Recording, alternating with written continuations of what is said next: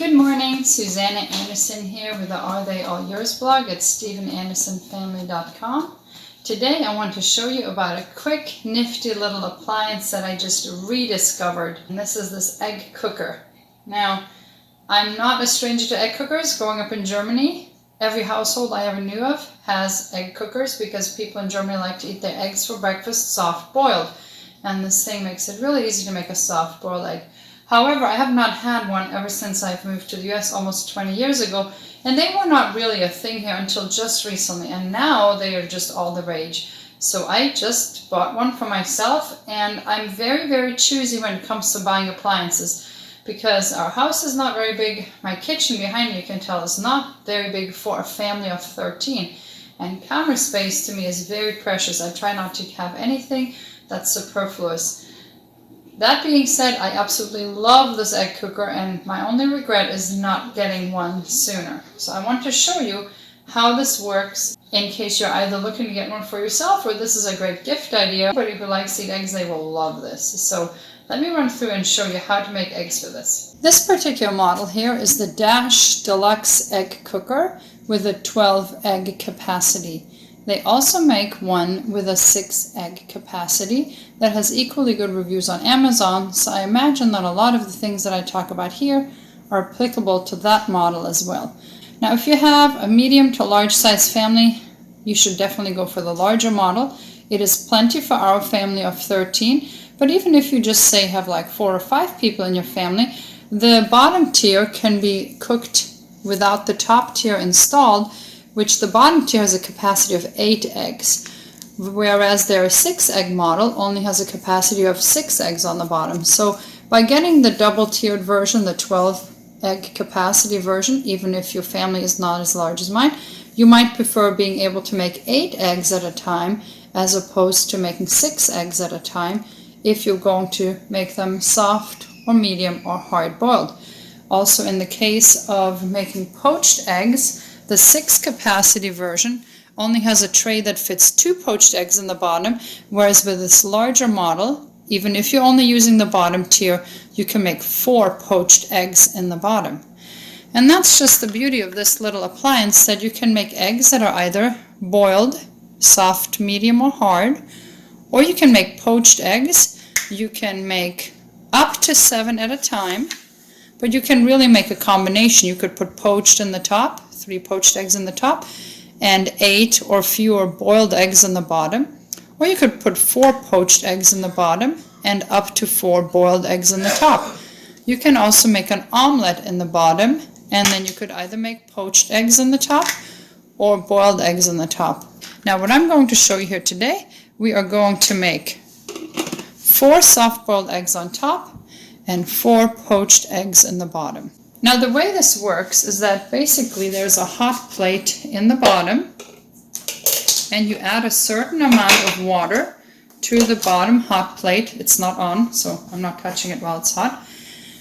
And once you turn it on, the hot plate starts heating, it generates steam, and once the water has steamed off, there's a little valve on the lid where it gets out.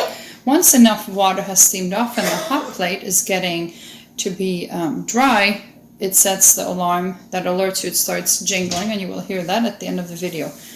So today I'm making 4 poached and 4 soft boiled. So I pre-measured my water here, and I'm going to pour this in here.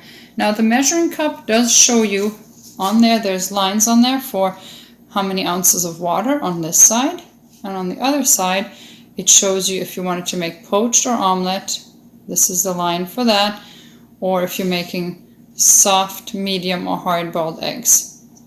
And there's also a chart inside the booklet for combinations to help you decide. Now, it might seem a little complicated at first, but we're talking fractions of an ounce here. So if you have a little bit too much, a little bit too little, it really does not make any difference, hardly at all.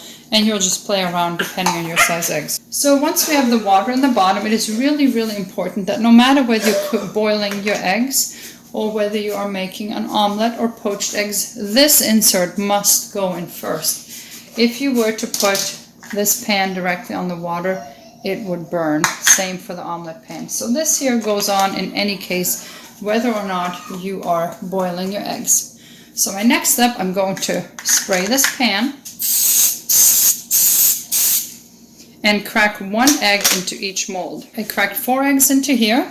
I was very skeptical that I would like poached eggs made in a plastic tray steamed in this little appliance. This takes all the guesswork out of it and I don't have to babysit it, which is good because I have, a lot of kids that I need to babysit, especially during the busy morning hours when I'm making breakfast. So surprisingly, I was shocked how good these poached eggs come out. In fact, my husband, who tends to exaggerate, so this might be an exaggeration, he insisted that these were the best poached eggs he's ever had. So that tells you about my egg poaching skills without this appliance. On goes the ring. This is the extender ring for putting the upper tier on. Now, you could close it if you just wanted to poach the eggs, but I want to also make soft-boiled eggs. So I'm putting in this little thing. In order to get an egg that peels perfectly, you need to pierce the bottom of the shell. Eggs in the US are typically sold with a wide end up. Now, the wide end is wide because there's a little pocket of air in here. And if you are able to pierce this end, it will release that air during cooking so it doesn't crack the shell, but also it will make it to where the membrane will separate from the shell inside the egg, making it very, very easy to peel. So if you have farm fresh eggs, if you have your own hens, you know what a pain it can be to get the peel to come off without taking half the egg with it. So by piercing the bottom of the egg, the wider part, you can relieve that pressure and it will make it so much easier to peel. Now, this measuring cup comes with a little pin in the bottom. What you don't want to do, and I mentioned this because I saw this in one of the Amazon reviews, the reviewer just slammed the egg into the pin. Now, you don't want to do that. There's no need to do that. The correct way to do is you just grasp the egg and you just go like that. And you will prick the egg without any harm at all to the shell, and it will not crack the shell. And then you want to put it with the whole side up. So I'm going to do that 3 more times. In the top tier, I have 4 eggs, and the amount of water I added will yield soft-boiled eggs on top. I'm going to put this lid on here. When I now turn this on, it will get steamed up, and when the water has evaporated to where it registers as done, it will alert me.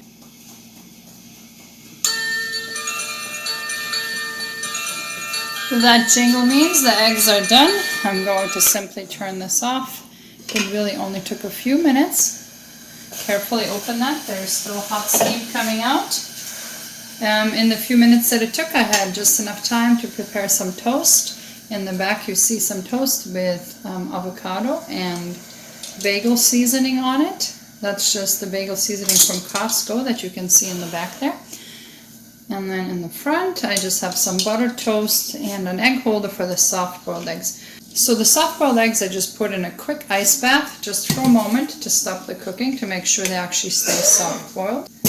I have prepared a paper towel-lined plate for the poached eggs that are going to go in here. Now this is hot. Be careful when you handle it. Use mittens. I'm just going to go straight on here. And they pop right out, just so. Now you can see that they have these little canoe shapes, boat shapes. They are perfectly poached. I'm going to place them on here, add a little bit of salt and pepper. And then for the soft-boiled egg, these can come out of their water bath. And you will see how beautifully they peel.